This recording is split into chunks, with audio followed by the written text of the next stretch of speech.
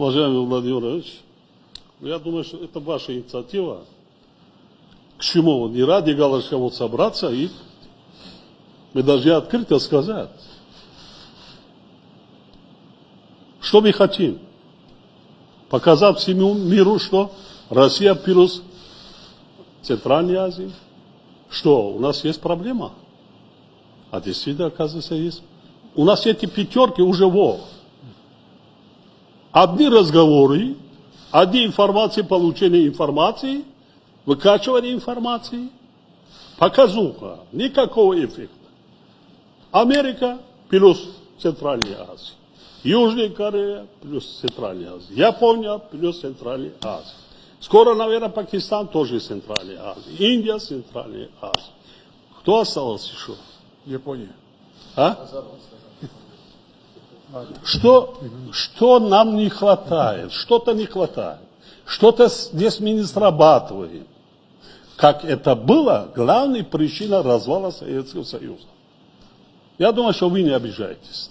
Мы были свидетелями с вами. Я был свидетелем, как развалился. Я участвовал в этом зале съездов, как развалился Советский Союз.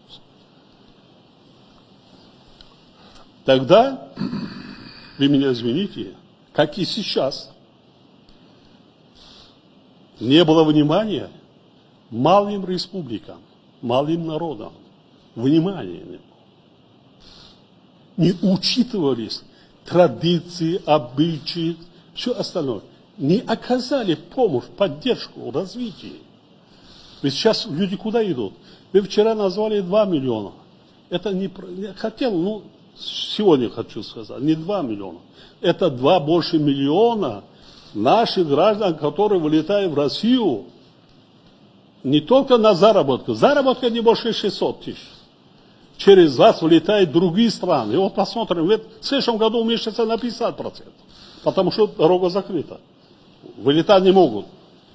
И потом обучаются, лечатся. Но традиционно притягивают, они же жили в одной стране, они идут куда? Ни в Иран, ни в Пакистан, ни в Саудовской Аравии, там еще делать ни нас никто не ждет. Идут в Россию. 30 лет я свидетель.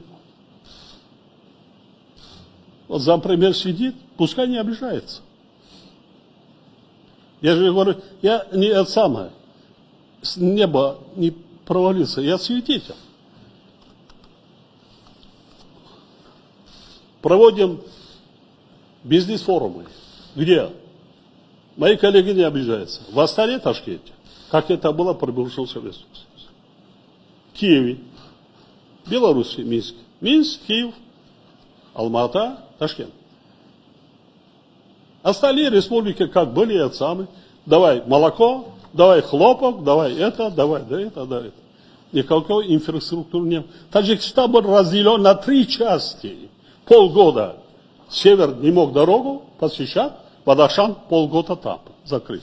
Дорогу не было. Сейчас почему?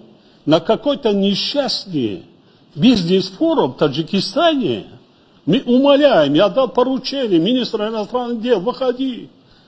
Но мы ждем, я с вами даже говорил. Выходи на Верещука, на другие, чтобы хотя бы на уровне министра присутствовал. Нет. На уровне замминистра. Вот Таджикистан заслужил это. Стратегический партнер. А что? Вот что мы что не так поступаем?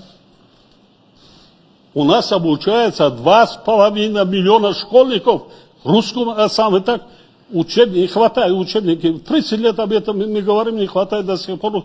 Учебники не хватает. У нас обязательно изучение русского языка с детского сада. Так?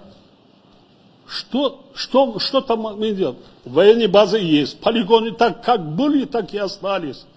Все, у нас, вот спасибо, вы меня извините, 30 тысяч, сейчас мы не будем назвать их беженцами, или перемещенные русскоязычные вернулись к нам, они передают по всему миру.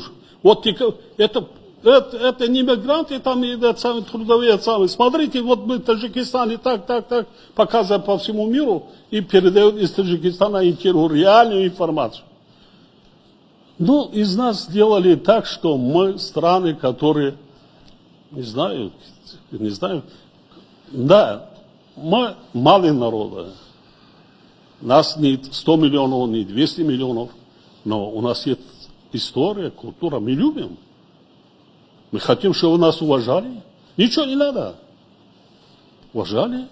Мы не нищие. Мы не нищие. У нас богатая страна. Запасы минеральных ресурсов больше, чем система Менделеева.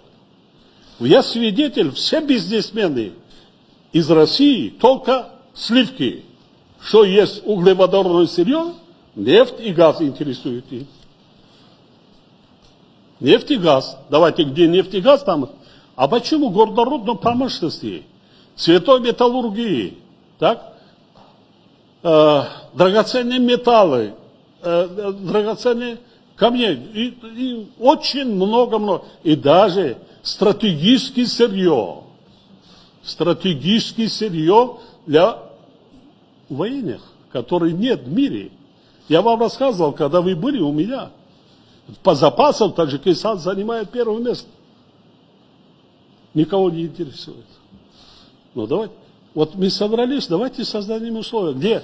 Где что-то мы нарушили, где-то мы с кем не так поздоровались. Ну здороваться будем. Но мы никогда не нарушали. Как бы всегда уважаем интересы своего главного стратегического партнера. Ну хотим, чтобы нас уважали. Мы хотим, чтобы наравне с африканскими странами, мы видим, с другими странами. А что, мы какие-то чужеземцы или какие-то самые, что ли?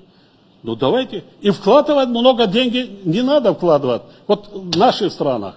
Да, надо вкладывать. Надо вкладывать. Миллиарды, которые можно это как бы за короткий срок окупается. Во всех сферах. Ведь наши трудовые мигранты к вам, выезжают к вам, они работают, а так просто не зарабатывают, они работают же.